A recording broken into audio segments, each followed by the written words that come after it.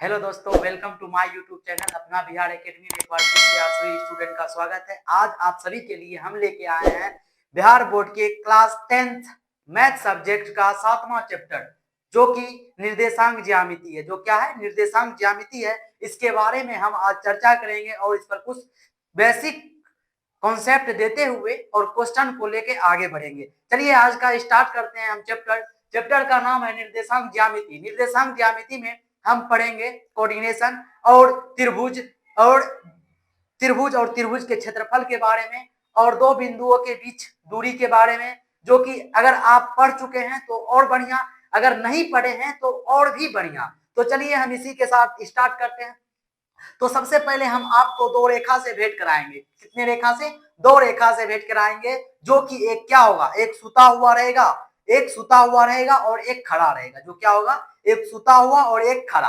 तो देखिए ये मेरा रेखा एक है सुता हुआ, ये रेखा सुता हुआ एक रेखा है। इसका हम नाम नहीं लेंगे अभी, सिर्फ जानिए ये सुता हुआ एक रेखा है और एक रेखा है मेरा खड़ा, एक रेखा खड़ा है।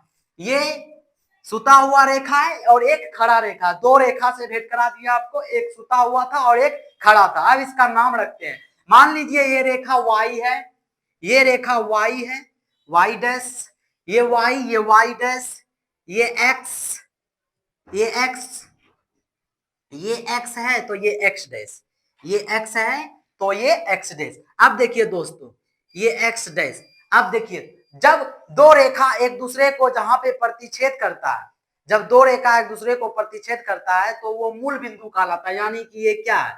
मूल बिंदु है। ये मूल बिंदु है। ये रेखा कहां काम करेगी? तो तल पे काम करेगी। तल पे, तल में आपको पता है किसी भी तल में दो विमा होता है। तल में कितने विमा होते हैं? दो विमा होते हैं, एक लंबाई और चौड़ाई। जैसे हम आयत को ले लिए, अगर पढ़े होंगे 9th में तो आपको पता होगा आयत में दो विमा होते हैं। आयत में कितने विमा होते हैं? दो विमा होते हैं। तो यहाँ पे दो बिंदु होगी। ये तल पे हम बना रहे हैं, आयत तल है एक तो, आयत क्या है? एक तल है। इसमें बीमा कितनी है? दो है, दो बीमा है। तो तल में दो बिंदु लेंगे, दो बिंदु लेंगे तो तल में दो बिंदु जो होगा, तल में पहले ये जान लेते हैं इसका इसका एक और नाम। ये तो हम मान लिए खड़ा रेखा है और ये सुता हुआ रेखा, ये आपको झलक रहा है, ये खड़ा रेखा और ये सुता रेखा। तो सुता हुआ रेखा को जो हम बोलते हैं एक्स एक्सिस बोलते हैं। इसको क्या बोलेंगे? इसको बोलेंगे एक्स एक्स। इसको क्या बोलेंगे? एक्स एक्स बोलेंगे। ये जो सुता हुआ है इसको एक्स एक्स बोलेंगे और ये जो खड़ा है मेरा ये वाई एक्स है, वाई एक्स, ये वाई एक्स। अब देखिए वाई एक्स, जहां पर ये दोनों रेखा एक दूसरे को प्रतिच्छेद कर रही है यानी कि काट रही है, उसको हम मूल बिंदु बोलते हैं। ये मेरा मूल बिंदु है, मूल बिंदु, बिंदु, मूल बिंदु है। ये मेरा मूल बिंदु है। क्या है? मूल बिंदु है। ये क्या है? मेरा मूल बिंदु हो जाएगा। याद रखिएगा, जो सुता हुआ रहे एक्स एक्सिस, जो खड़ा रहे वाई एक्सिस। इसका एक और नाम है, एक्स एक्सिस को हम बोल सकते हैं क्षैतिज अक्ष, क्षैतिज अक्ष, अक्ष, क्षैतिज अक्ष भी बोल सकते हैं इसको। क्या बोल सकते हैं? एक्स एक्सिस को क्षैतिज भी बोल सकते हैं और इसे उदर्ग, उदर्ग, उदर्ग अक्ष या उदर्ग अक्ष, या इसको उदर्ग अक्ष बोल सकते हैं। ये उदर्ग रेखा उदर अक्ष भी कहलाता है, ये उदर्ग अक्ष भी कहलाएगा। और ये क्या है? एक्स एक्सिस यानी कि क्षैतिज रेखा, ये वाई एक्सिस यानी कि उदर्ग रेखा, उदर्ग एक्सिस। तो आपको ये फाइनली पता चल गया। और जानते हैं इसके नाम, इसे हम कोटि भी बोलेंगे। इसे क्या बोलेंगे? इसे कोटि भी बोल सकते हैं, इसे कोटि, और इसे भुज भी कह सकते हैं। इसे क्या कह सकते हैं? भुज, भुज, भुज। इसे भुज भी कहा जा सकता है। इसे क्या कहा जा सकता है? एक्स एक्सिस को भुज भी कह सकते हैं और क्षैतिज भी कह सकते हैं, और वाई एक्सिस को उदर्ग अक्ष या कोटि भी कह सकते हैं। वाई अक्ष को उदर्ग या कोटि भी कह सकते हैं। इतना वो बात आपको पता चल गया होगा। अब देखिए, जब दो रेखा एक दूसरे को प्रतिच्छेद करती है, यानी कि दो उदर्ग या क्षैतिज रेखा और ऊर्ध्वाधर रेखा जहां पे कटती है उसे मूल बिंदु बोला जाता है और उसका निर्देशांक जो होता है 0,0 होता है। उसका निर्देशांक 0,0 होता है। इसका निर्देशांक ये है 0,0। इसे मूल बिंदु को जो डिनोट किया जाता है उसे ओ से डिनोट किया जाता है। किससे? ओ से। मूल बिंदु ओ से डिनोट किया जाता है। तो आपको फाइनली पता चल गया। अब जानते हैं एक्स एक्सिस में निगेटिव और पॉजिटिव किस साइड होता है। एक्स एक्सिस का निगेटिव और पॉजिटिव किस साइड होता है। देखिए उदर्ग रेखा में जो मूल बिंदु से ऊपर की ओर जाए, जो मूल बिंदु से ऊपर की ओर जाए उसे पॉजिटिव एक्सिस कहते हैं और जो मूल बिंदु से नीचे की ओर आए उसे निगेटिव एक्सिस कहते हैं। इसे क्या कहेंगे? इसे पॉजिटिव। माना कि एक ये है, 2 3 4 5 6 7। इसी तरह ऊपर जाने वाले मूल बिंदु से ऊपर जाने वाली एक्स को क्या कहेंगे? धनात्मक एक्सिस कहेंगे, यानी कि पॉजिटिव एक्स एक्सिस कहेंगे। और जो वाई एक्सिस कहेंगे, पॉजिटिव वाई एक्सिस कहेंगे। और जो नीचे की ओर आएगी उसे निगेटिव एक्सिस कहेंगे। क्या कहेंगे? निगेटिव एक्सिस कहेंगे। उस वाई एक्सिस कहेंगे। -2 -3 -4 -5। इसी तरह इसे क्या कहेंगे? निगेटिव। जो ऊपर की मूल बिंदु से जो ऊपर जाए उसे पॉजिटिव, मूल बिंदु से जो नीचे आए निगेटिव कहेंगे। क्या कहेंगे? मूल बिंदु से नीचे वाली एक्स को क्या कहेंगे? निगेटिव एक्स कहेंगे। वाई एक्सिस निगेटिव है। मूल बिंदु से नीचे वाई एक्सिस निगेटिव होगी और मूल बिंदु के ऊपर वाई एक्सिस क्या होगी? पॉजिटिव होगी। तो चलते हैं एक्स एक्सिस की तरफ। एक्स एक्सिस में क्या होता है? एक्स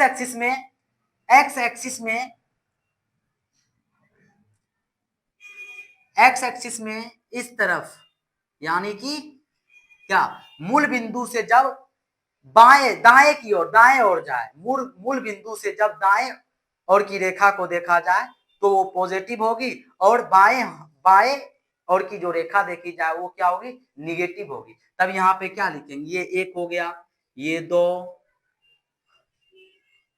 ये 3, ये 4, ये 5, ये 6। इस तरह दाएं, यानी कि दाया हाथ किस तरफ जाएगी? पॉजिटिव के तरफ जाएंगी और बाया हाथ किधर जाएगी? निगेटिव के तरफ। ये बाया -1 -2 -3 -4 -5। देखिए हम ऐसे खड़ा है तो मेरा दाया ये है। हम जब ऐसे खड़ा होंगे तब मेरा दाया ये होगा और बाया ये होगा। ऐसे देखेंगे हम चित्र को, जैसे आप देख रहे हैं वैसे देखना है। ऐसे देखना है कि बाया की कौन साइड हो रहा है और दाया कौन साइड। देखिए ये देखिए हम बोर्ड को देख रहे हैं और मेरा क्या, दाया इस साइड है और बाया इस साइड है। इस तरफ की एक्सिस मूल बिंदु से इस तरफ की एक्सिस क्या हो जाएगी? पॉजिटिव हो जाएगी और मूल बिंदु से ये बाएं तरफ की एक्सिस क्या हो जाएगी? निगेटिव हो जाएगी। ये आपको पता चल गया। ये आपको पता चल गया। एक्सिस के बारे में जान गए। अब देखिए इसका पॉइंट कुछ लिख देते हैं। एक नंबर में लिखेंगे क्या? वाई एक्सिस, एक्स एक्सिस और वाई एक्सिस के कटाव बिंदु को मूल बिंदु कहा जाता है। एक्स एक्स और वाई एक्स के बिंदु को मूल बिंदु कहा जाता है।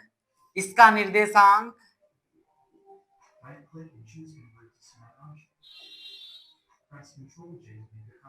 इसका निर्देशांक 0,0 होता है। इसे O से सूचित किया जाता है।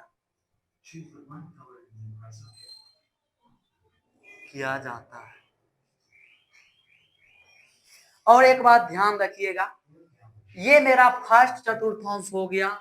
ये मेरा फर्स्ट चतुर्थांश है। इसे हम सेकंड कहेंगे चतुर्थांश और इसे चतुर्थांश। ये चतुर्थांश ये देखिए दो एक्सिस से बने हैं। ये कितने एक्सिस से? दो एक्स। एक वाई एक्स के पॉजिटिव बिंदु और एक्स एक्स के पॉजिटिव बिंदु से। एक्स वाई एक्सिस के पॉजिटिव बिंदु और एक्स एक्सिस के पॉजिटिव बिंदु से ये फर्स्ट चतुर्थांश बनता है।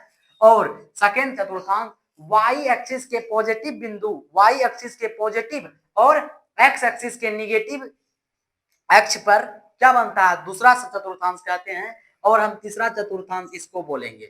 तीसरा चतुर्थांश जो होगा मेरा ये हो जाएगा एक्स एक्सिस के निगेटिव और वाई एक्सिस के भी निगेटिव और क्या बोलेंगे उसको, तीसरा चतुर्थांश, यानी कि तृतीय चतुर्थांश। ये क्या हो गया, तृतीय चतुर्थांश। अब देखिए फोर्थ चतुर्थांश, चौथा चतुर्थांश किसको बोलेंगे, फोर्थ चतुर्थांश। देखिए एक्स एक्सिस के पॉजिटिव और वाई एक्सिस के निगेटिव और की जो चतुर्थांश होगा उसके बीच की चतुर्थांश, उसे क्या बोलेंगे, उसे बोलेंगे फोर्थ चतुर्थांश। ये क्या हो गया, फोर्थ चतुर्थांश। अब देखिए फर्स्ट चतुर्थांश का जो निर्देशांक होता है, फर्स्ट चतुर्थांश को का जो बिंदु होता है वो होता है पॉजिटिव। क्या है, इस तरफ भी पॉजिटिव, ये देखिए वाई एक्सिस भी पॉजिटिव, वाई एक्सिस से घेर के और एक्स एक्सिस से घेर के फर्स्ट कोऑर्डिनेट बना है। तो इसको हम क्या लिखेंगे, प्लस कोमा प्लस, यानी कि ऑल पॉजिटिव, सब पॉजिटिव होगा। यहाँ इस चतुर्थांश में जितने भी बिंदु आएंगे सब क्या होंगे, पॉजिटिव होंगे। क्या होंगे, पॉजिटिव, या तो एक्स एक्सिस का हो या वाई एक्सिस का। ये पहला जो होता है मेरा, ये पहला वाई एक्स का है, सॉरी एक्स एक्स का है, एक्स एक्स, एक्स एक्स। और ये दूसरा जो निर्देशांक होगा ये वाई एक्स होगा। इसे फर्स्ट वाले को एक्स एक्स कहेंगे और सेकेंड वाले के एक कोऑर्डिनेट में जब दो रहता है, दो बिंदु, सॉरी एक कोऑर्डिनेट में दो संख्या यानी कि दो एक्सिस को कोऑर्डिनेट बनाए जाते हैं, तो पहला को बोलेंगे एक्स एक्सिस और दूसरे को वाई एक्सिस। प्लस में एक्स एक्सिस, प्लस वाला एक्स एक्सिस है, वाई एक्सिस प्लस में प्लस। अब देखिए दूसरे चतुर्थांश में क्या होता है, दूसरे चतुर्थांश में वाई एक्सिस तो प्लस में है लेकिन एक्स एक्सिस क्या है, माइनस में, निगेटिव है। तो इसको कैसे लिखेंगे, पहले क्या चीज का लिखा जाता है, पहले एक्स एक्सिस का लिखा जाता है, कोड पहले एक्स एक्सिस का क्या है, माइनस है, और वाई एक्सिस का प्लस की ओर, देखिए प्लस है तो ये प्लस क्या हो जाएगा, minus plus, minus plus. Second चतुर्थांश माइनस प्लस। सेकेंड चतुर्थांश में जितने भी बिंदु होंगे वो क्या होंगे, एक माइनस और एक प्लस। एक्स एक्सिस वाले माइनस होंगे और वाई एक्सिस वाले प्लस में होंगे, एक्स एक्सिस वाले माइनस में, वाई एक्सिस वाले प्लस में होंगे। चलिए आगे चलते हैं, थर्ड कोऑर्डिनेट में देखेंगे। थर्ड कोऑर्डिनेट देखिए आप, एक्स एक्सिस भी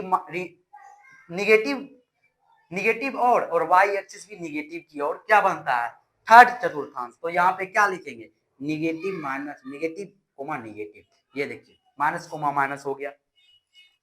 थर्ड चतुर्थांश क्या हो गया, माइनस कोमा माइनस, यानी कि दोनों पॉजिटिव निगेटिव, दोनों निगेटिव। अगला चतुर्थांश देखेंगे, ये मेरा फोर्थ चतुर्थांश। फोर्थ चतुर्थांश देखिए, ये एक्स एक्सिस के पॉजिटिव और वाई एक्सिस के निगेटिव से मिलके बना है।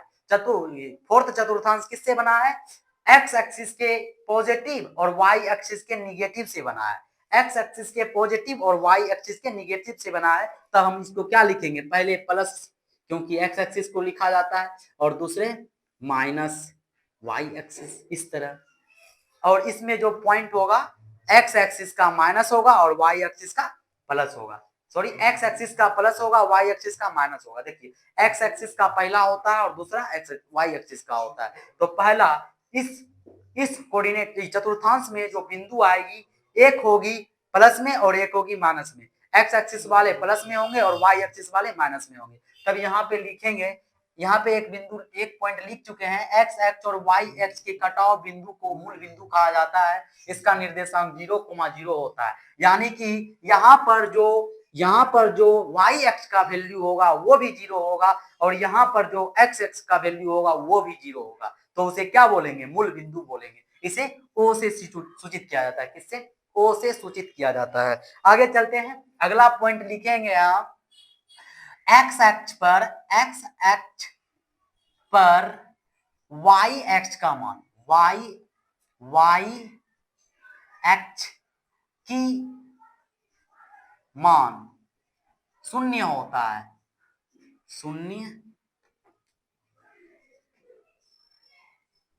शून्य होता है जिसका कोऑर्डिनेट जिसका निर्देशांक सांक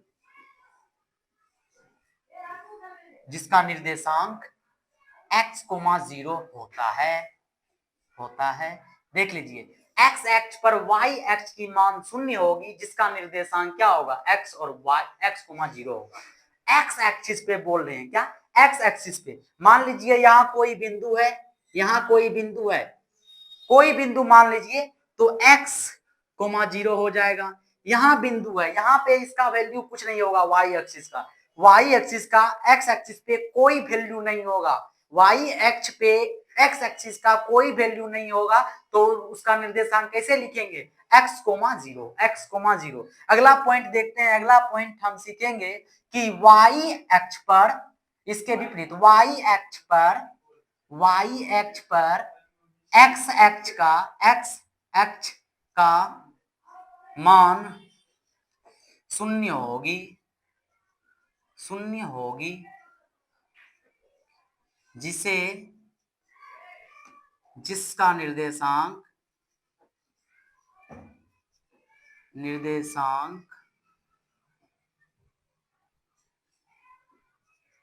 जिसका निर्देशांक क्या हो जाएगा, 0, y हो जाएगा, जिसका निर्देशांक क्या हो जाएगा, 0, y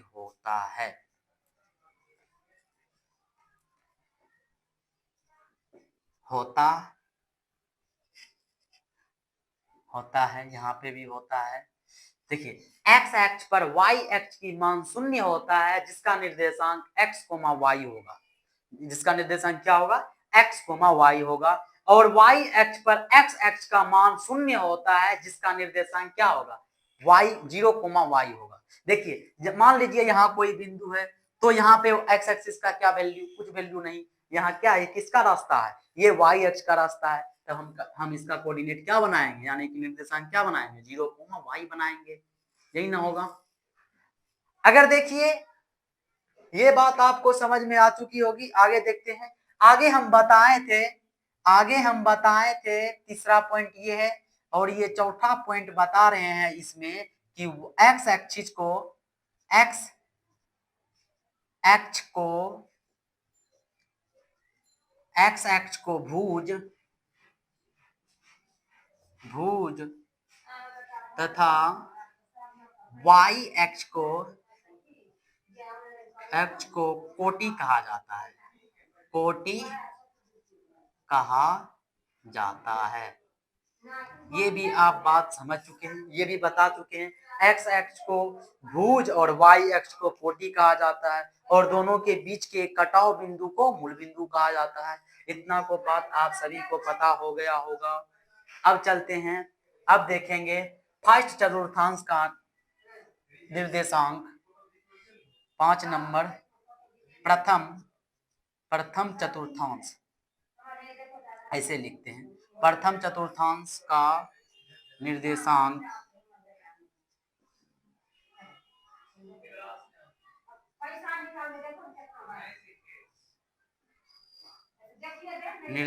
क्या हो जाएगा मेरा, प्लस, और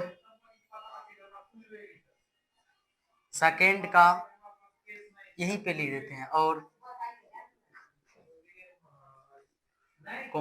सेकेंड का क्या हो जाएगा, माइनस, प्लस, थर्ड का क्या होगा, माइनस, माइनस, तथा फोर्थ का हो जाएगा मेरा,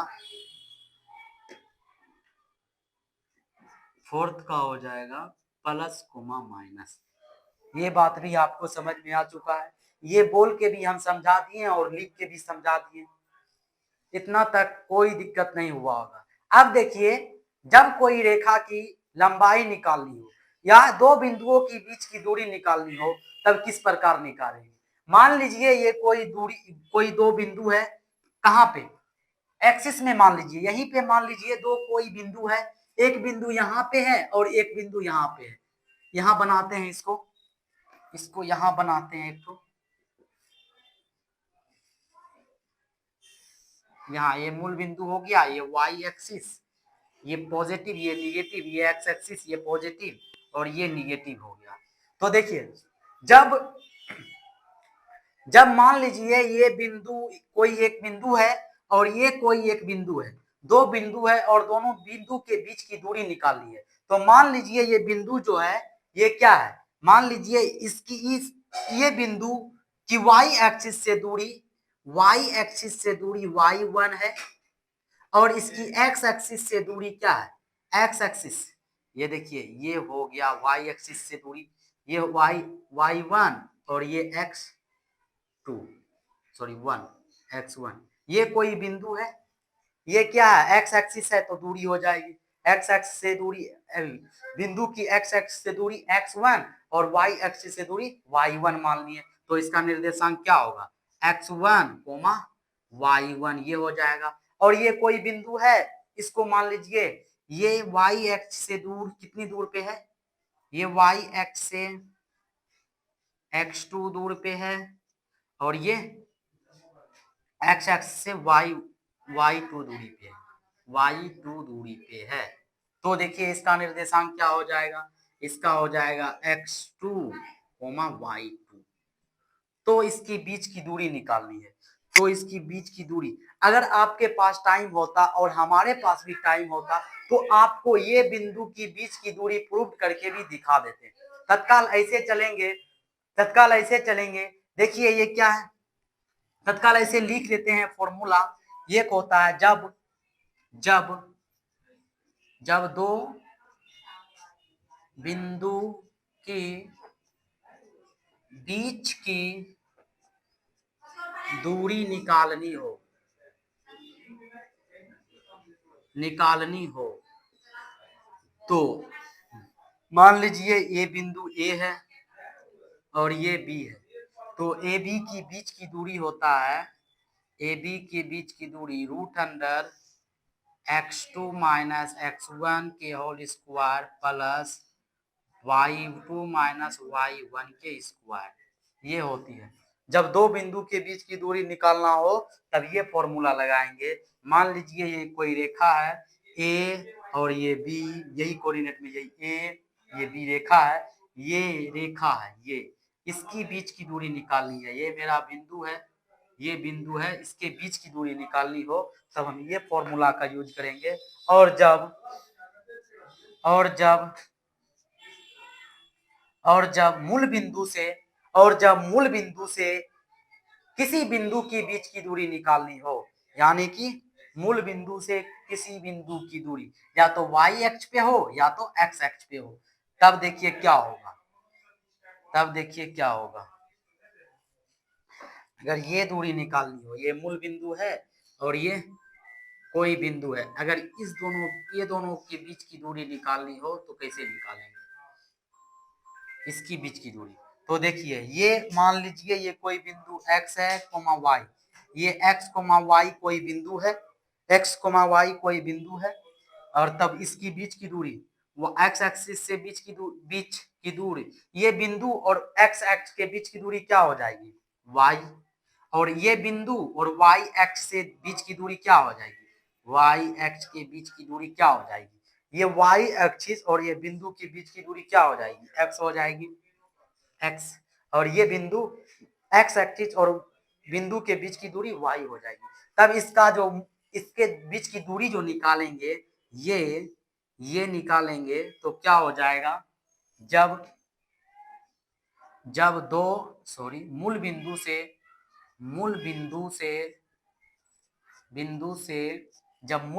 से किसी बिंदु की बीच की किसी भी बिंदु की बीच की दूरी निकालनी हो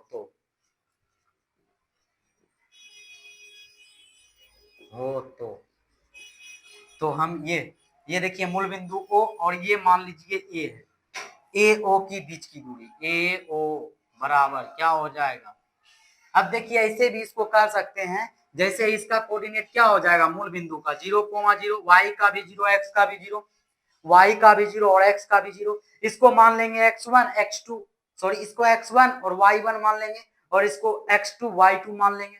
तो यहाँ पे देखिए यही फॉर्मूला से मेरा क्या निकल के आएगा, x2 मान लीजिए इसको x को, तो x हो जाएगा, माइनस है माइनस देंगे, और x2 क्या है, x2 x1 मेरा 0 है, 0 के होल स्क्वायर प्लस, अब देखिए क्या है y2 इसको मान लिए हैं तो y माइनस x y1 0 मान लिए हैं तो 0 के स्क्वायर। अब देखिए ए ओ का फॉर्मूला क्या निकल गया, मूल बिंदु से किसी अन्य बिंदु के बीच की दूरी निकालनी हो तो X square plus Y square, ये निकल के आया मेरा, ये निकल के आया। इतना तक आप सभी को कोई प्रॉब्लम नहीं हुआ होगा? अगर प्रॉब्लम हुआ होगा तो आप उसी जगह पे अभी खड़ा है, आपके पास मात्र 30 दिन बचे हुए हैं और 30 दिन में आपका एग्जाम कंप्लीट होना है। तो इस तरह लेके चलेंगे तब आपका एग्जाम कंप्लीट हो पाएगा। तो ये बात को ध्यान में रखिएगा, ये एक एक पॉइंट याद रखिएगा, इससे ऑब्जेक्टिव भी पूछा जा सकता है।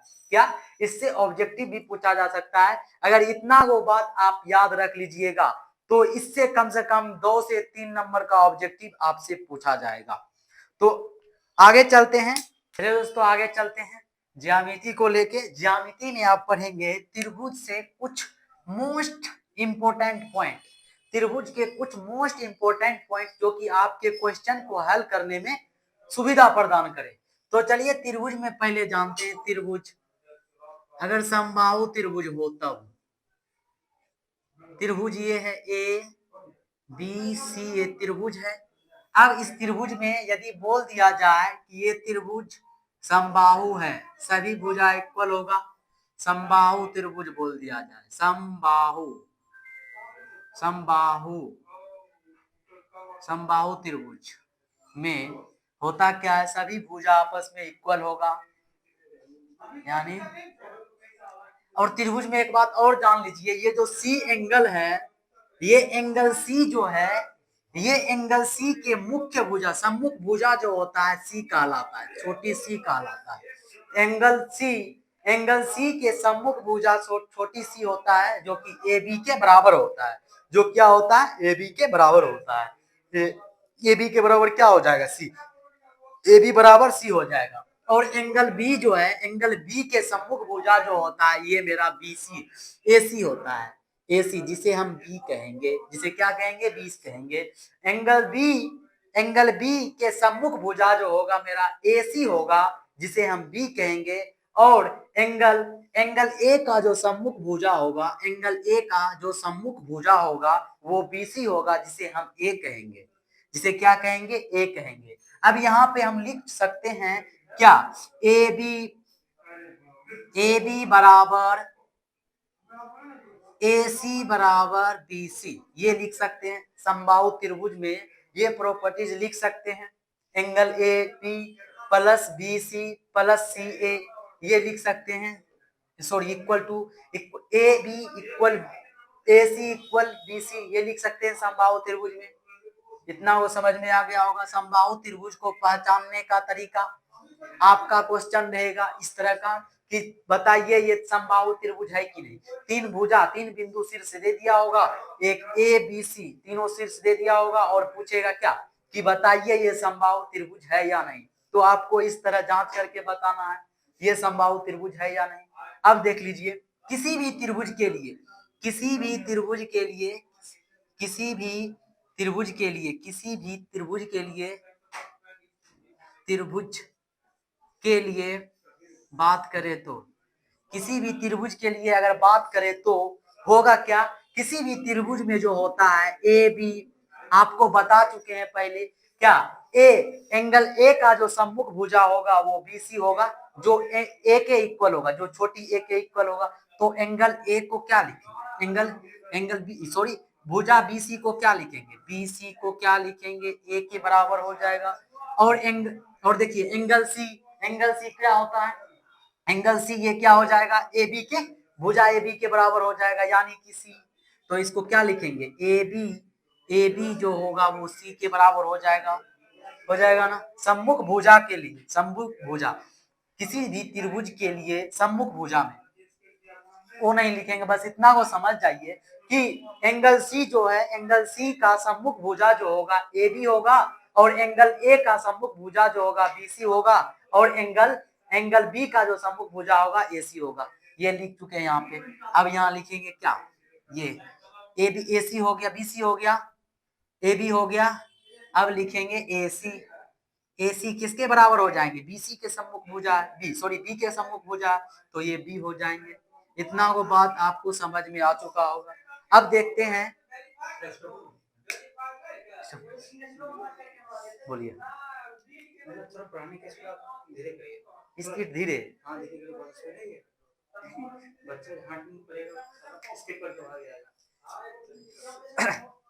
चलिए आगे चलते हैं। आगे देखेंगे किसी भी त्रिभुज में, किसी भी त्रिभुज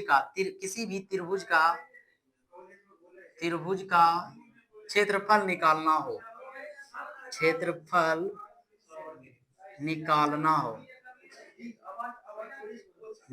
हो, देखिए किसी भी त्रिभुज का क्षेत्रफल यदि निकालना हो, अगर आपके पास टाइम होता और मेरे पास भी टाइम होता, तब हम आपको ये फॉर्मूला प्रूव करके भी दिखा सकते थे, लेकिन क्या करें, टाइम आपके पास भी नहीं है और मेरे पास भी नहीं है, तो हम लिख के निकल जाएंगे। और ये फॉर्मूला आपको ध्यान रखना है। यदि त्रिभुज एबीसी है, यदि त्रिभुज एबीसी, मान लीजिए यही त्रिभुज है, कोई भी त्रिभुज हो सकता है, हम मान लिए समबाहु त्रिभुज है, तो समबाहु त्रिभुज एबीसी का क्षेत्रफल, area of triangle ABC, area of triangle ABC, तो इसका फॉर्मूला होता है half x1 into y2 minus y1, sorry 3 plus x2 y3 minus y1 plus x3 y1 minus y2 के बराबर होता है। ये होता है त्रिभुज का क्षेत्रफल।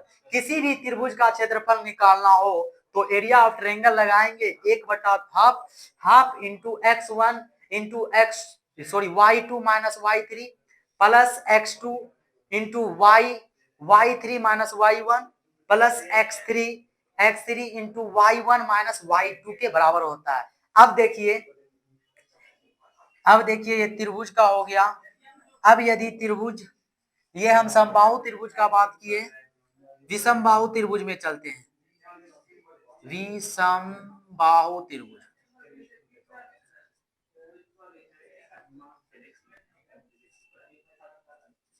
विषमबाहु त्रिभुज, विषमबाहु त्रिभुज में देखेंगे। विषमबाहु त्रिभुज में आपको पता होगा, विषम मतलब अलग अलग, और बाहु मतलब भुजा, अलग अलग भुजा, अलग अलग भुजा होनी चाहिए। विषमबाहु के लिए क्या होनी चाहिए, अलग अलग भुजा। ये ए है, ये बी है, ये सी है, तो इसका अलग अलग भुजा, ये अलग है और ये भुजा अलग होगी और ये भुजा भी अलग होगी। सभी भुजा क्या होना चाहिए, आपस में अलग अलग, यानी कि समान दूरी नहीं होना चाहिए भुजा के बीच। तो इसको हम क्या लिखेंगे, इसको हम लिखेंगे ऐसे कि ए बी जो है वो बराबर नहीं है BC के, और BC जो है बराबर नहीं है क्या, AC के। यही ना लिखेंगे, ए बी जो है BC के, यानी BCA, ये BCA के बराबर नहीं है और ये CA बराबर नहीं है, ये होगा। अगर आपको त्रिभुज के तीनों शीर्ष दिया रहे और बोल दिया जाए कि ये कौन सा त्रिभुज है, अगर ये कंडीशन आ गया, अगर चेक करके दूरी वाले फॉर्मूला आपको बता चुके हैं, दूरी वाले फॉर्मूला से अगर आपको पता चल गया कि ये कंडीशन आ गया, तो क्या बोलेंगे, दिए गए त्रिभुज विषमबाहु है। अगर इक्वल हो जाए तो क्या बोलेंगे, समबाहु है। अब देखिए अब देखते हैं समद्विबाहु त्रिभुज, समद्विबाहु त्रिभुज में, समद्विबाहु यानी कि समान दो भुजा वाले, दो भुजा समान होनी चाहिए त्रिभुज में, भुजा 3, लेकिन तीनों भुजा में से दो भुजा इक्वल होनी चाहिए, यानी कि क्या, यानी इस तरह, ये ए मान लीजिए, ये बी, ये सी, इसमें जो है ये भुजा इसके बराबर होंगे, ये अलग हो जाएंगे। तो इसको कैसे लिखेंगे, ए बी बराबर होगा बीसी का, बीसी का ये हो जाएगा। ए बी बराबर होगा बीसी का, ये देखिए ये बी और बीसी इक्वल है और सी अलग है। तो आपको समबाहु त्रिभुज में ये बात पता चल गया। आगे चलते हैं, अगर इसका क्षेत्रफल निकालना हो, समबाहु त्रिभुज हो या विषमबाहु त्रिभुज हो या समद्विबाहु त्रिभुज हो, अगर क्षेत्रफल निकालना होगा तो आप ये फॉर्मूला लगा करके क्षेत्रफल निकाल लीजिएगा। अगर आपको पता करना होगा कि यह कौन सा त्रिभुज है तो 3 कंडीशन यूज कीजिएगा इसमें। अगर इस रूप में हो जाए तो बताएंगे समबाहु त्रिभुज की भुजा है, यानी कि ये समबाहु त्रिभुज का शीर्ष है। अगर इस रूप में हो जाए, इस रूप में हो जाए तो बोलेंगे क्या विषमबाहु त्रिभुज की भुजा है, यानी कि विषमबाहु त्रिभुज दिए गए 3 शीर्ष विषमबाहु त्रिभुज की है। अगर ये समद्विबाहु त्रिभुज हो जाएगी तो क्या बोलेंगे, ये कंडीशन हो जाएगा, 2 भुजा इक्वल और एक अलग, तो क्या बोलेंगे समद्विबाहु त्रिभुज का भुजा है, यानी कि शीर्ष दिया हुआ है। तो चलिए आगे चलते हैं चतुर्भुज में, चतुर्भुज में, चतुर्भुज में चलते हैं। चतुर्भुज देखते हैं चतुर्भुज क्या होता है। चतुर्भुज आपको पता होगा 4 भुजाओं से घिरी आकृति चतुर्भुज कहलाती है। ये तो सबको पता होगा, जब आप 9th में पढ़ चुके हैं, 10th में आए हैं तो आपको पता होगा चतुर्भुज क्या है। 4 भुजा से घिरी आकृति। चतुर्भुज के बारे में कुछ जानकारी प्राप्त कर लेते हैं। हालांकि आपको पता होगा चतुर्भुज के बारे में 9th में पढ़े होंगे, और अगर सिलेबस पढ़ रहे होंगे 10th का शुरू से तो आपको ये पता ही होगा, कंपलसरी पता होगा। चलिए चतुर्भुज के बारे में पढ़ते हैं। चतुर्भुज में पहले पढ़ेंगे सम चतुर्भुज, सम चतुर्भुज, सम चतुर्भुज पढ़ेंगे। देखिए सम चतुर्भुज सभी भुजा समान, सम चतुर्भुज में क्या होना चाहिए, सभी भुजा समान। ये ए है, ये बी है, ये सी, ये डी, तो सभी भुजा समान सम चतुर्भुज। सम चतुर्भुज मतलब सभी चतुर्भुज, भुज चारों भुजा समान, सम सम है ना, सम चतुर्भुज यानी कि सभी भुजा समान। तो इसको क्या लिखेंगे, इसको लिखेंगे ए बी बराबर बी सी बराबर, ए बी बराबर बी सी बराबर डी सी बराबर ए डी, ये होगा। सभी भुजा इक्वल हो गए आपस में। और इसमें एक कंडीशन और होगा कि इसके विकर्ण भी आपस में दोनों क्या होगा, इक्वल होगा। विकर्ण आपस में क्या होगा, इक्वल होगा। इसको ऐसे लिखते हैं डॉट, ये सभी आपस में बराबर है, सभी भुजा क्या है, बराबर है। और ये विकर्ण क्या हो जाएंगे, दोनों आपस में बराबर हो जाएंगे। क्या हो जाएंगे, दोनों आपस में बराबर हो जाएंगे। तब इसको क्या लिखेंगे, ए सी बराबर बी डी, यही ना लिखेंगे। ये क्या हो गया, सम चतुर्भुज का कंडीशन हो गया। अब चलते हैं दूसरा, वर्ग में चलते हैं।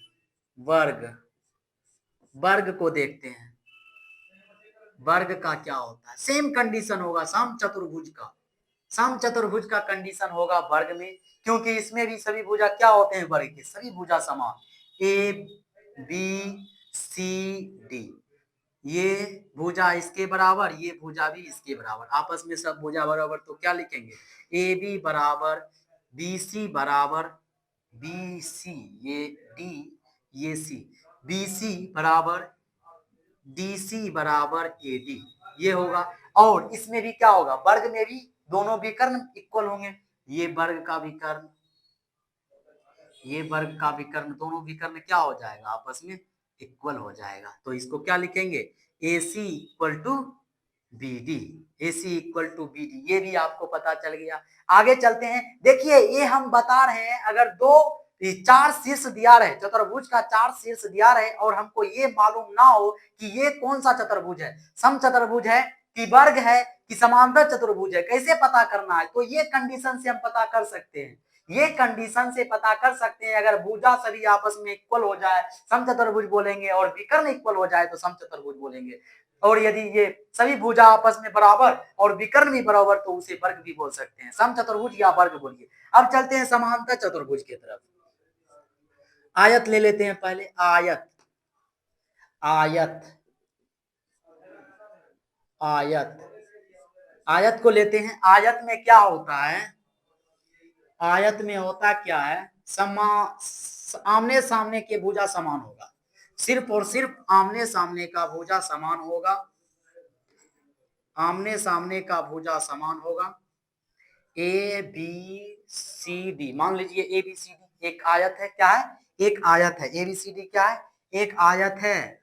ये क्या है, एक आयत है और इसमें क्या होगा, कौन सा कंडीशन, ए बी जो होगा वो इक्वल होगा सी डी के, और ए सी जो होगा, ए सी जो होगा मेरा, ए सी इक्वल होगा बी डी के। ये आपको पता होगा, ये आपको पता होनी चाहिए आयत के बारे में। तो आयत में और कंडीशन एक तो होता है, इसका विकर्ण जो होता है आपस में इक्वल होता है, आयत में विकर्ण भी आपस में इक्वल होगा। तो इसको क्या लिखेंगे, A D equal to B C, A D equal to B C, ये आयत का प्रॉपर्टीज है, याद रख लीजिएगा पॉइंट। आगे चलते हैं दूसरा पॉइंट लेके, चौथा पॉइंट हम लेंगे समांतर चतुर्भुज।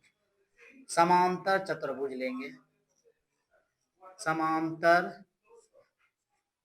चतुर्भुज, समांतर चतुर्भुज लेते हैं।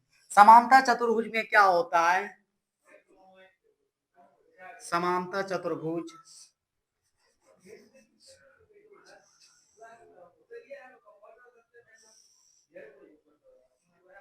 समांतर चतुर्भुज भी आपस में आमने सामने के भुजा बराबर होगा।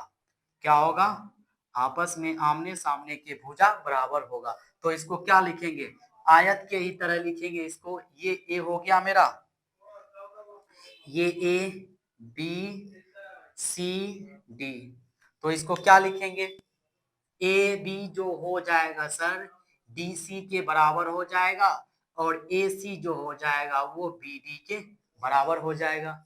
और क्या होगा, इसका विकर्ण अलग अलग होगा, इसका विकर्ण अलग अलग होगा। अगर देख लीजिए कि चतुर्भुज का विकर्ण अलग अलग हो जाए तो उसको क्या कहेंगे, समांतर चतुर्भुज।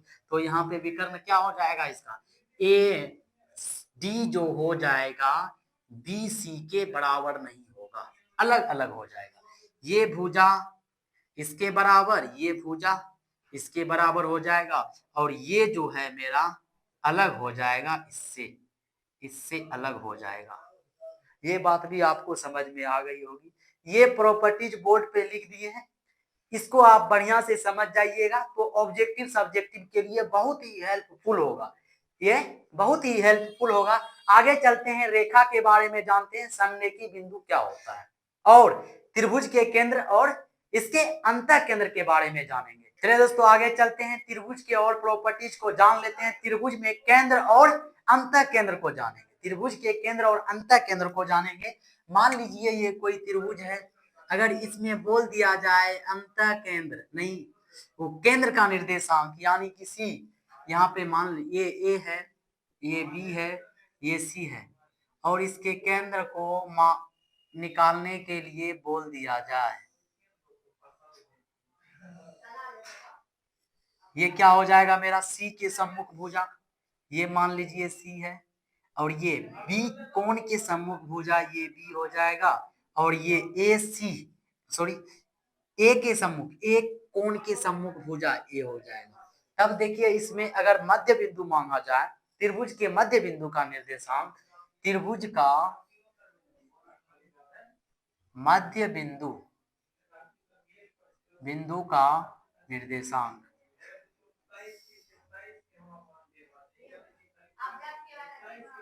निर्देशांक मांग ले तो हम बताएंगे x1 plus x2 plus x3 bye, sorry यहाँ लिखते हैं नीचे, यहाँ नहीं हटेगा, यहाँ लिखते हैं त्रिभुज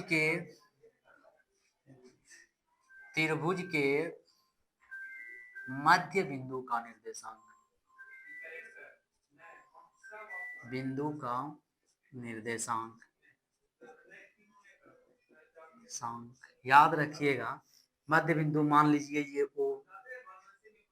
ये ओ मध्य बिंदु है, तो ओ का निर्देशांक जो होगा x1 plus x2 plus x3 by 3 y1 plus y2 plus y3 by 3 के बराबर होता है, ये याद रख लीजिएगा। और एक तो है त्रिभुज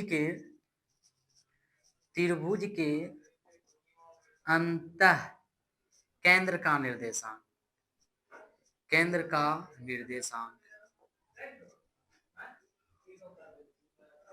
त्रिभुज के अंतः केंद्र का निर्देशांक, तो मान लेंगे अंतः केंद्र सी है, सॉरी सी नहीं मांगेंगे, मानेंगे पी मान लेते हैं, पी है तो इसका हो जाएगा A x one plus B x two plus C x three by A plus B plus C comma A y one plus B y two plus C y three by A plus B plus C. जहां देखिए A B C क्या है, A B C क्या है, दिए गए त्रिभुज के एंगल का सम्मुख भुजा है। क्या है? दिए गए त्रिभुज के एंगल का सम्मुख भुजा। यहां से बताए थे ये एंगल सी है, इसका सम्मुख भुजा ये हो गया ए बी। और इसको देखिए ए बी, ए को हम ए बी भी लिख सकते हैं क्योंकि सम्मुख भुजा है। किस कौन कौन का? सी कोण का सम्मुख भुजा सी है, जो क्या है ए बी है ना। आपको पहले भी बता चुके हैं ये क्या एबीसी क्या है? सम्मुख भुजा, सम्मुख कोण का भुजा है। तो ये दो बात याद रखिएगा त्रिभुज में। और एक तो बात याद और रखिएगा कि जब रेखा कोई रेखा एक ही बिंदु पर रहेगी, वो कैसे पता करना है? कोई रेखा एक ही बिंदु पर हो। देखिए 3 बिंदु है, मान लीजिए 3 बिंदु, ये कोई रेखा है ए बी कोई रेखा है, ए बी कोई रेखा है और इसके बीच की एक बिंदु P है, इसके बीच की एक बिंदु P है। ये एक ही रेखा पे है, कैसे पता चलेगा? एक ही रेखा पे है तब पता चलेगा जब AP प्लस BP इक्वल होगा AB के। तब हम क्या कहेंगे? दिए गए बिंदु संरेखी है, यानी कि एक ही रेखा पे है। तो ये बात याद रखिएगा। और क्या रखना है याद? यदि ये P बिंदु, यदि AB रेखा को P बिंदु का मध्य बिंदु हो, AB रेखा का P बिंदु मध्य बिंदु हो, तो उसे क्या कहेंगे? मध्य बिंदु माने तो दोनों बगल समान अनुपात में विभाजित करना, इस तरफ भी और इस तरफ भी, इस तरफ भी और इस तरफ भी। चलिए दोस्तों विभाजन सूत्र की तरफ थोड़ा ध्यान देते हैं। तो विभाजन सूत्र, मान लीजिए कि ये कोई रेखा है, ये कोई रेखा ए और बी कोई रेखा है, ए और बी कोई रेखा है जिसका निर्देशांक, ए का निर्देशांक है x1, y1 और बी का निर्देशांक है x2, y2 और ये ए बी को मान लीजिए P कोई बिंदु है, यहाँ पे P कोई बिंदु है, P क्या है? कोई बिंदु है जो कि रेखा ए बी को M1 अनुपात M2 में विभाजित करते हैं। या ऐसे भी कर सकते हैं, ये ऐसे ही रहने दीजिए, M1 अनुपात M2 में विभाजित करता है। क्या करता है? ये ए बी कोई रेखा है जो बिंदु P क्या करता है, इसे ए बी रेखा को बिंदु P M1 और M2 अनुपात में विभाजित करता है।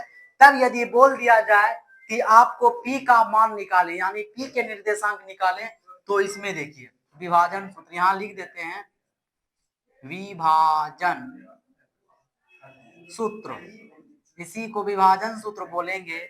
और बिंदु P का निर्देशांक हो जाएगा, बिंदु P का निर्देशांक, बिंदु P का निर्देशांक जो हो जाएगा वो होगा M2x1 plus M1x2 by M2 plus M1 comma M2y1 my plus y2 sorry M1y2 by M1 plus M2। ये होता है विभाजन फॉर्मूला। अगर आपके पास टाइम होता तब हम इसे प्रूव भी कर देते कैसे हुआ। अभी इतना ही जाने दीजिए, आगे चलते हैं। यदि क्या हो, यदि दो रेखा एक दूसरे के दो बिंदु हो ए जिसका निर्देशांक x1, y1 हो और बी का निर्देशांक हो x2, y2। यदि बोल दिया जाए कोई रेखा ए बी है जिसे बिंदु क्या P समान अनुपात में विभाजित करता है, यानी कि P क्या है? मध्य बिंदु है। ए बी रेखा का पी क्या है, मध्य बिंदु है। अगर बोल दिया जाए, यहाँ पे लिख देते हैं, यदि ए बी को बिंदु पी के मध्य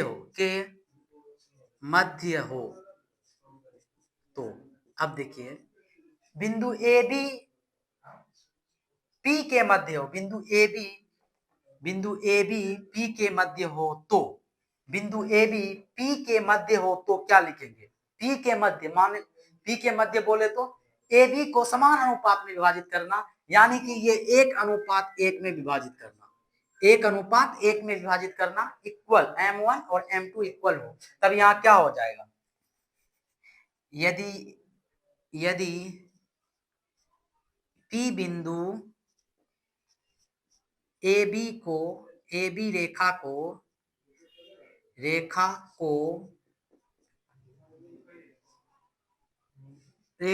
को समान अनुपात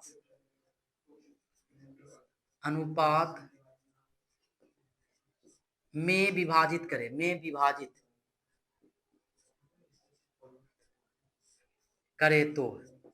करे तो समान अनुपात में विभाजित, यानी कि M1 और M2 क्या होना चाहिए, समान, M1 इक्वल टू M2 के बराबर होनी चाहिए।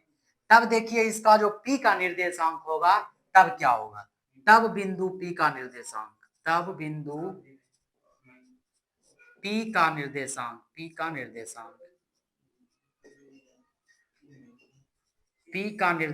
जो हो जाएगा मेरा, देख लीजिए यहाँ पे ये क्या हो जाएगा, मान लीजिए 1:1 में विभाजित किया तो तो क्या लिखेंगे, x1 प्लस x2 बाई 2 के बराबर हो जाएगा, M1 1 हो जाएगा, इसको मान लेते हैं इक्वल टू 1 के बराबर है, क्या है, 1 के बराबर है, M1 और M2 भी M के 1 के बराबर है, तो क्या लिखेंगे, M1 equal to M2 equal to 1, दोनों का मान 1 है, तब हम इसको इस तरह लिख सकते हैं, देख लीजिए इसका मान 1 रखेंगे, M1 का मान 1 रखेंगे तो x में गुना होगा 1 से, वही हो जाएगा।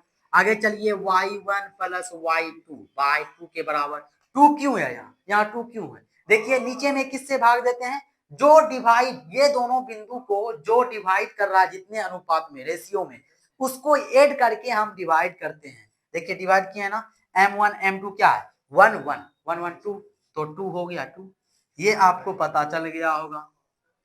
ये हो गया मध्य बिंदु का निर्देशांक, एक रेखा के मध्य बिंदु का निर्देशांक, और ये हुआ विभाजन, यानी P बिंदु कितने अनुपात में विभाजित करता है, और इसके बिंदु, ये बिंदु का मान निकालना। अब आगे चलते हैं संरेखी में, यदि 3 बिंदु संरेखी हो, यदि 3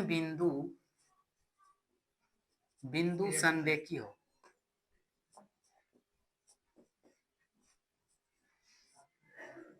यदि 3 बिंदु संरेखी हो, 3 बिंदु संरेखी बोले तो क्या, 3 बिंदु संरेखी बोले तो क्या, 3 बिंदु संरेखी तो ए बिंदु, ये 3 बिंदु एक ही रेखा पे हो, ये ए कोई बिंदु है और ये बी कोई बिंदु है और ये सी कोई बिंदु है, एक ही रेखा पे है, कैसे पता चलेगा, तो इसको पता करने के लिए लिखेंगे क्या, ए सी जो है plus B C, A B sorry यहाँ पे इसको बी, इसको पी कर देते हैं, तो देखिए एपी जो होगा, एपी प्लस बीपी बराबर होगा एबी के, अगर बराबर है तब बोलेंगे बिंदु संरेखी है, अगर संरेखी है तो इसका क्षेत्रफल क्या होगा, ये पूछ ले तो यदि 3 बिंदु संरेखी है तो उसका क्षेत्रफल क्या होगा, वो भी देख लेते हैं, यदि 3 बिंदु संरेखी हो, यदि 3 बिंदु संरेखी हो तो इसका क्षेत्रफल, संरेखी बिंदु का क्षेत्रफल,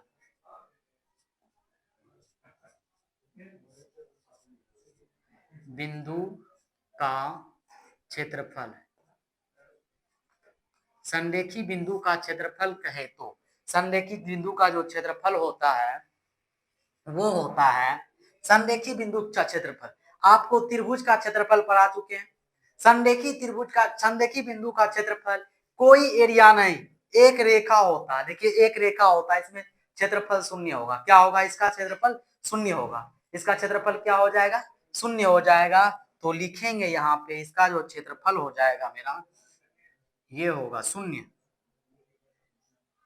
क्षेत्रफल बराबर ऐसे लिख सकते हैं 1/2 x1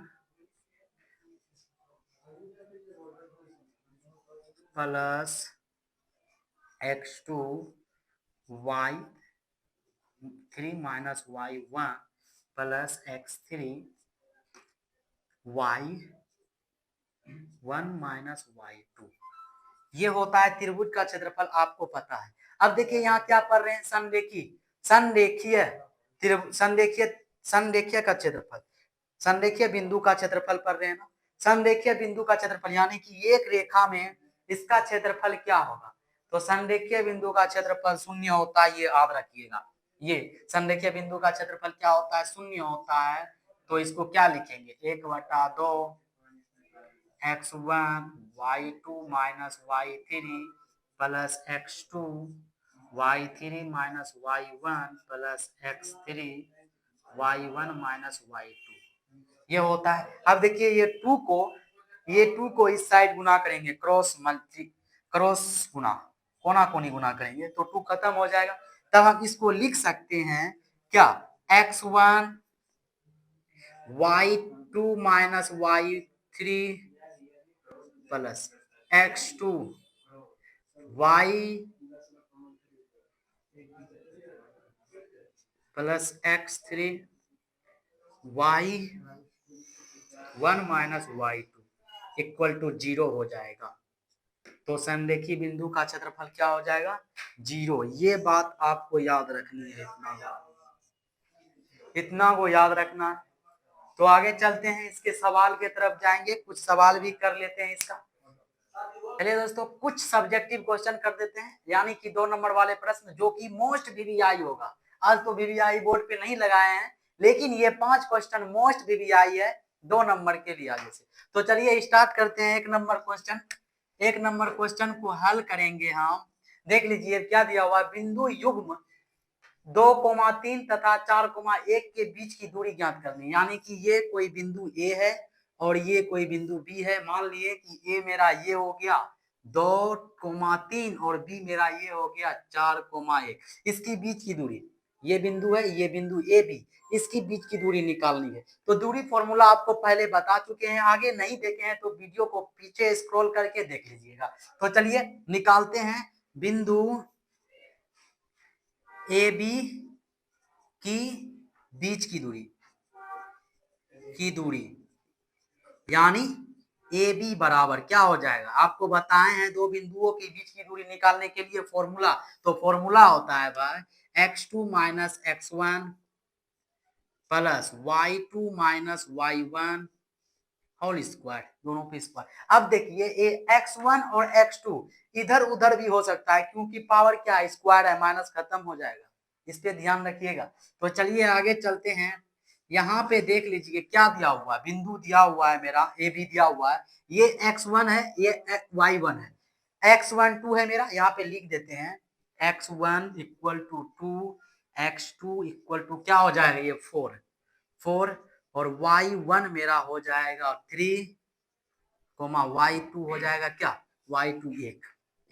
ये लिख दिए। अब बैठा देते हैं x1 x2 क्या है? 4 माइनस x1 क्या है? 2। यहाँ देखिए x1 4 x2 2 सॉरी x1 2 के स्क्वायर प्लस y2 क्या है मेरा? 1 है, माइनस y1 क्या है मेरा? 3 है के स्क्वायर इक्वल टू ये हो जाएगा घट के 2 का स्क्वायर प्लस ये -2 का स्क्वायर इक्वल टू ये हो गया मेरा 4 प्लस 4 इक्वल टू 8। इसको हम क्या लिख सकते हैं? 2√2 ऐसे लिख सकते हैं इसको। तो इसका बीच की दूरी निकल के आ गया मेरा क्या? 2√2। 8 को ऐसे लिख सकते हैं, देखिए ऐसे लिखेंगे ना, 2 गुनी 2 गुनी 2, ये 2 बाहर निकल जाएगा, जोड़ी लगा के निकाल देते हैं बाहर, ये 2 बच गया रूट में। तो ये हो गया आंसर। अगला क्वेश्चन देखते हैं। अगला क्वेश्चन 2 नंबर है मेरा।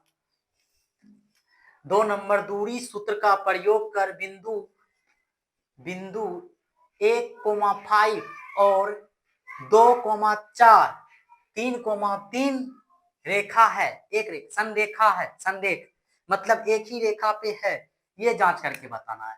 तो हम यहाँ पे लिख लेते हैं, मान लीजिए ये कोई मान लेते हैं संरेखा इस तरह का है, ए जो कि दिया हुआ है, मान लेंगे ए क्या है, ए मेरा 1,5 है, 1,5 है, और बी क्या मान लेंगे हम, बी मान लेंगे हम ये, यहाँ पे मान लेते हैं बी मान लेंगे हम ये बीच वाले को 2, 4, और यहाँ इसको मान लेंगे 3,3, ये क्या है, सी मान लेंगे इसको। अब देखिए संरेखा होने के लिए, संरेख होने के लिए क्या कंडीशन बताए थे, संरेख होने के लिए हम ये कंडीशन बताए थे कि क्या होनी चाहिए, चूंकि बिंदु संरेखी होने के लिए क्या होनी चाहिए, पहले हम ये बीच की दूरी निकाल लेते हैं, पहले ए बी के बीच की दूरी निकालते हैं, ए बी बराबर निकालेंगे रूट अंदर दूरी सूत्र से निकालेंगे, यही फॉर्मूला, ये फॉर्मूला यूज करेंगे। देखिए यहाँ पे फॉर्मूला है, यहाँ पे नहीं लिखेंगे फॉर्मूला, डायरेक्ट लिखते हैं।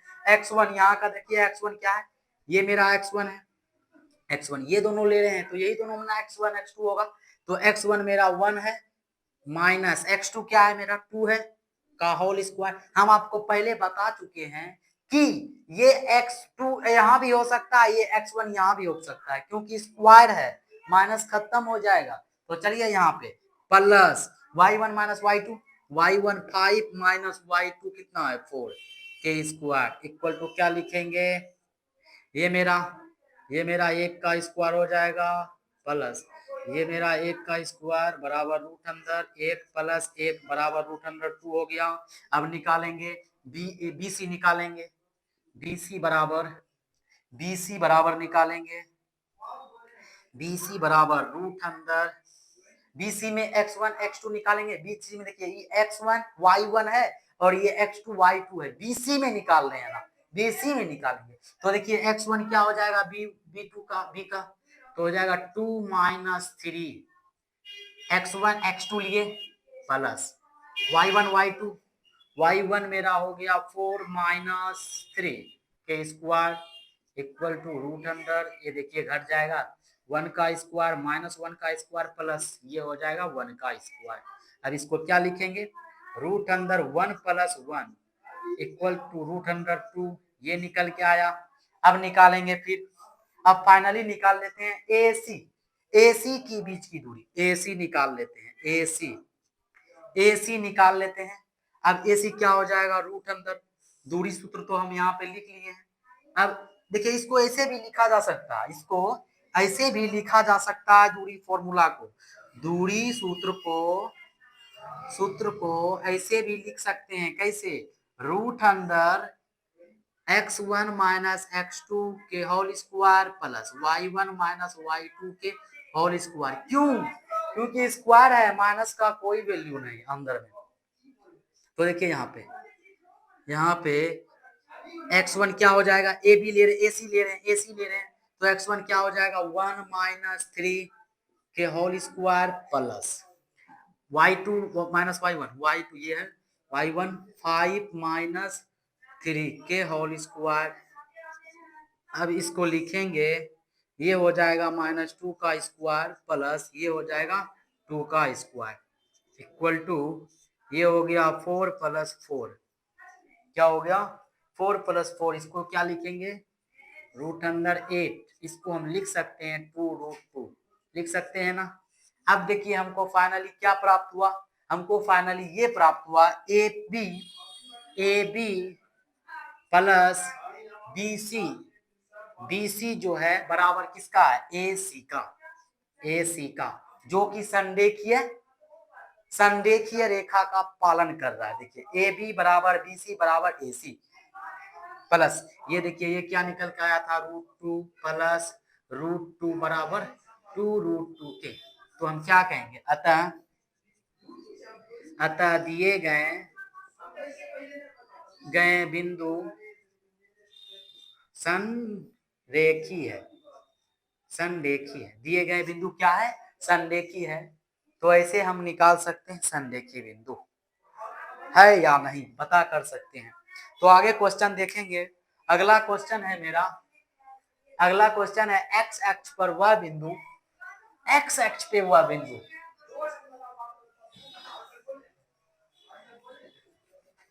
तीसरा क्वेश्चन हम हल करेंगे।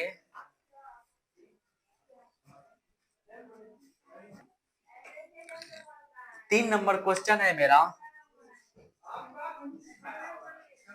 3 नंबर हल करेंगे। देखिए 3 नंबर में है क्या, y एक्स पर वह बिंदु ज्ञात कीजिए। y एक्स पर वह बिंदु, y एक्स बोला गया है तो y एक्स का कोऑर्डिनेट मेरा हो जाएगा 0, यही ना होगा। y एक्स पर वह बिंदु, यही बिंदु होगा। y एक्स पर यह बिंदु, कोई बिंदु है, मान लीजिए y एक्स पर कोई बिंदु है P, जो क्या है 0, यही ना होगा y एक्स पे। तो देखिए आगे पढ़ते हैं, y एक्स पे वह बिंदु ज्ञात कीजिए जो बिंदु 4,0 और 6,0 से समदूरस्थ, यानी कि दो बिंदु है, ये कोई बिंदु P है जो कि बिंदु A मान लेते हैं, A कोई बिंदु है, ये A कोई बिंदु है, ये क्या है, ये 4,0 और इधर एक कोई बिंदु है, वो क्या B, इसको मान लेते हैं B, B जो है, जो क्या है 6,0 है, और ये बिंदु दोनों जो है, ये बिंदु का समदूरस्थ, यानी कि ये बीच की दूरी बी, P और A की बीच की दूरी और P और B के बीच की दूरी, P और B की बीच की दूरी समान है, समदूरस्थ बोला गया है, यानी कि दोनों की बीच की दूरी समान। ये P बिंदु से A की दूरी और P बिंदु से B की दूरी समान है, क्या है, समान है। तो बताइए ये y एक्सिस पर बिंदु ज्ञात करना, y एक्सिस पर बिंदु, यानी कि ये इसका मान ज्ञात करना है, यानी y का मान ज्ञात करना है। तब हम देखिए, अगर अगर P से A और B समदूरस्थ है, यानी कि समान दूरी पे है, तब हम ऐसे लिख सकते हैं, क्योंकि बिंदु बिंदु समान दूरी पे समदूरस्थ है, क्योंकि बिंदु क्या है P के समदूरस्थ है, बिंदु बिंदु P, बिंदु P के दिए गए बिंदु P के समदूरस्थ है, क्योंकि बिंदु समदूरस्थ है, समदूरस्थ है, समदूरस्थ है। समदूरस्थ के लिए क्या करेंगे, दोनों बिंदु की दूरी आपस में बराबर होगी, किस बिंदु से, जो बिंदु दिया गया P है। तो क्या लिखेंगे, PA बराबर PB, यही ना होगा, PA बराबर PE, समदूरस्थ है तो PA बराबर PB होगा। आगे चलते हैं, PB को क्या, PA को क्या लिखेंगे, बीच की दूरी को, तो दूरी फॉर्मूला लगाएंगे यहाँ पे दूरी फॉर्मूला लगाएंगे, x1 माइनस x2 के whole square plus y1 minus y2 के होल स्क्वायर बराबर हो जाएगा रूट अंदर x1 minus x2 plus y1 minus y2 के होल स्क्वायर, ये हो जाएगा। अब देखिए दोनों को वर्ग कर देंगे तो दोनों का रूट खत्म हो जाएगा, दोनों साइड वर्ग करेंगे तो दोनों का रूट खत्म हो जाएगा। तब हम इसको क्या लिखेंगे, इसको लिखेंगे x1 माइनस x2 के whole square plus y1 minus y2 के होल स्क्वायर बराबर x1 माइनस x2 के whole square plus y1 minus y2 के होल स्क्वायर, ऐसे लिखेंगे, ऐसे लिखेंगे। अब देखिए PB में लेंगे, PA में लेते हैं, PA में लेते हैं, PA में x1 हो जाएगा 0 माइनस x2 क्या हो जाएगा 4 के होल स्क्वायर प्लस y1 देखिए y1 y है, y1 y माइनस y2 क्या है 0 के होल स्क्वायर बराबर हो जाएगा। अब देखिए किसमें देखना है, बीपी में, पीबी में देखना है, पीबी में देखना है, ये में देखना है।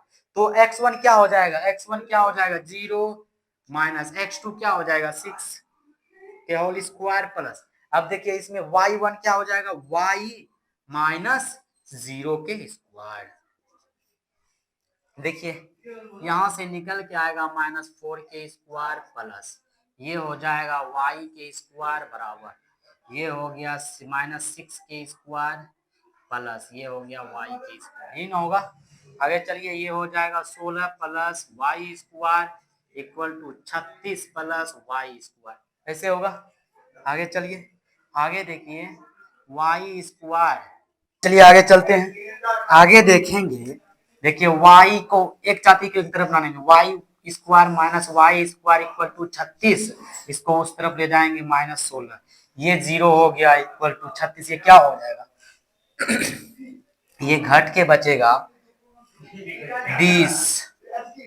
अब देखिए ये बिंदु संभव ही नहीं है, ये बिंदु संभव ही नहीं है, यानी कि ये समदूरस्थ नहीं है, ये वाई एक्सिस पर कोई बिंदु जो दिया हुआ है वो समदूरस्थ नहीं है। तब यहाँ पे लिखेंगे अतः यह संभव नहीं है, अतः यह संभव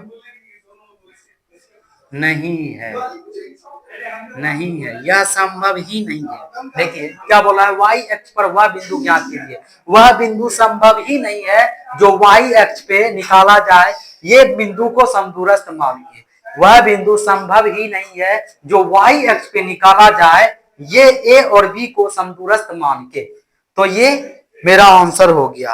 अगला क्वेश्चन देखेंगे, अगला क्वेश्चन देखते हैं। अगला क्वेश्चन क्या कह रहा है मेरा,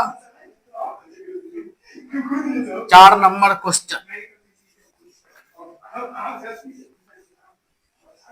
4 नंबर क्वेश्चन क्या कहा गया है, एक्स एक्स पर वह बिंदु ज्ञात कीजिए जो बिंदु 5,3 और 3,5 से समदूरस्थ। समदूरस्थ आपको पहले समझा चुके हैं। अब देखिए क्या बोला गया, एक्स एक्सिस पे बोला जाए तो वाई का वैल्यू क्या होता है आपको पहले बता चुके थे।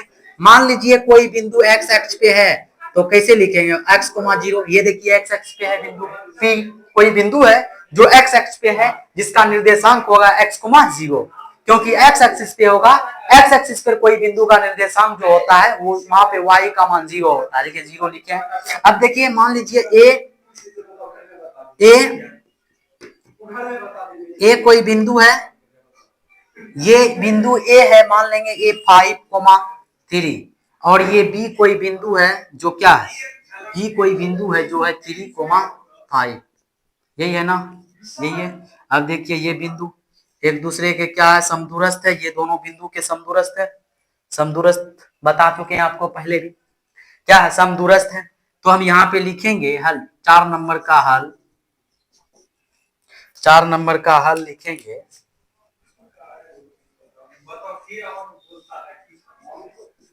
चार का हल, चूंकि बिंदु क्या है, चूंकि बिंदु समदूरस्थ है, समदूरस्थ है, तो समदूरस्थ के लिए क्या लिखेंगे, पी ए बराबर हो जाएगा, पी ए बराबर हो जाएगा ए बी पी बी का, पी बी का बराबर हो जाएगा, पी बी का बराबर होगा। अब पी ए को क्या लिखेंगे, रूट अंदर x1 minus x2 square plus y1 minus y2 के होल स्क्वायर बराबर हो जाएगा रूट अंदर पीबी में x1 माइनस x2 के square plus y1 minus y2 के स्क्वायर, ये हो जाएगा। अब देखिए दोनों तरफ स्क्वायरिंग करेंगे, यानी कि वर्ग करने पर दोनों तरफ वर्ग करेंगे तो स्क्वायर रूट खत्म हो जाएगा, तो इसको क्या लिखेंगे यहाँ, x1 माइनस x2 के whole square plus y1 minus y2 के होल स्क्वायर इक्वल टू, ये हो जाएगा x1 माइनस x2 के whole square plus y1 minus y2 के होल स्क्वायर। अब देखिए यहाँ पे लिखेंगे x1, इसमें पी ए में x1 कौन हो जाएगा, ये x माइनस x2 क्या हो जाएगा 5 के स्क्वायर प्लस x2 y1 देखिए 0 हो जाएगा और माइनस y2 क्या 3 के स्क्वायर बराबर x1, इसमें आइए पीबी में आइए, देखिए पीबी ले रहे हैं ना, पीबी में x1 x माइनस x2 3 के स्क्वायर प्लस y1 क्या है 0 माइनस y2 5 के स्क्वायर। अब देखिए इसको क्या लिखेंगे, X square A minus B के होल स्क्वायर पे तोड़ेंगे, X square plus B square minus 2 A B, यही ना होगा, प्लस ये हो जाएगा मेरा फाइनली 3 का स्क्वायर, 3 का स्क्वायर माइनस 3 का स्क्वायर इक्वल टू, इसको लिखेंगे x² plus 3 square minus 2 × x × 3 plus ये हो जाएगा -5 का स्क्वायर। अब देखिए इसको लिख सकते हैं x² प्लस 25 माइनस 5 दूनी 10x plus 9 equal to x² plus ये 9 माइनस 3 दूनी 6x प्लस 25। ये देखिए 25 से 25 कैंसिल आउट हो जाएगा, 25 से 25 कैंसिल, और देखिए क्या क्या चीज कैंसिल हो रहा है, x² से x² कैंसिल, x² से x² कैंसिल, यहाँ पे देखिए 3, यहाँ पे 3 9 का स्क्वायर से कैंसिल, बचा क्या है मेरा, बचा क्या आगे बच क्या गया है, बच गया है मेरा क्या, बच गया है -10x equal to -6x equal, ये बच गया है। अब देखिए इसको इस साइड लानेंगे -10x, इसको इस side plus 6x equal to 0 हो जाएगा। अब देखिए घटाएंगे तो बचेगा -4x इक्वल टू 0। अब देखिए x का वैल्यू निकालना है, माइनस खत्म हो जाएगा, माइनस खत्म होगा या देखिए x का मान 4x इक्वल टू 0 हो जाएगा, x का मान निकालेंगे तो 0 हो जाएगा। तो मेरा फाइनली बिंदु क्या निकल गया, अतः बिंदु जो हो जाएगा मेरा बिंदु x का बिंदु क्या हो जाएगा, अतः x पर जो बिंदु है, बिंदु क्या हो जाएगा, 0,0 हो जाएगा। क्या हो जाएगा, 0,0 हो जाएगा, 0,0 हो जाएगा। आगे चलते हैं 5 नंबर बिंदु a cos x cos theta तो 0 तथा a sin theta, 0, a sin theta के बीच की दूरी निकालना, यानी दे दिया गया है क्या, ए बी मान लेंगे, माना कि ए बी, ए क्या है, ए cos थीटा 0 है, बी है मेरा 0, a sin थीटा। ये ए बी दो बिंदु है, इसके बीच की दूरी निकालना है। तो ए बी की बीच की दूरी निकालना है तो क्या लिखेंगे, दूरी सूत्र लिखेंगे x1 माइनस x2 के whole square plus y1 minus y2 के होल स्क्वायर बराबर रूट अंदर x1 क्या है मेरा, x1 क्या है पहले लिख लेते हैं, पहले चलिए लिख लेते हैं। x1 क्या है मेरा, x1 a cos theta, x2 हो जाएगा मेरा 0, y1 हो जाएगा 0, y2 हो जाएगा मेरा a sin थीटा। अब निकालेंगे ए बी की बीच की दूरी, ए बी की बीच की दूरी फॉर्मूला से x1 माइनस x2 के whole square plus y1 minus y2 के होल स्क्वायर। x1 क्या है मेरा, a cos थीटा के थीटा माइनस x2 क्या है मेरा 0 के होल स्क्वायर प्लस ये y1 क्या है, y1 0 माइनस y2 क्या है, a sin थीटा।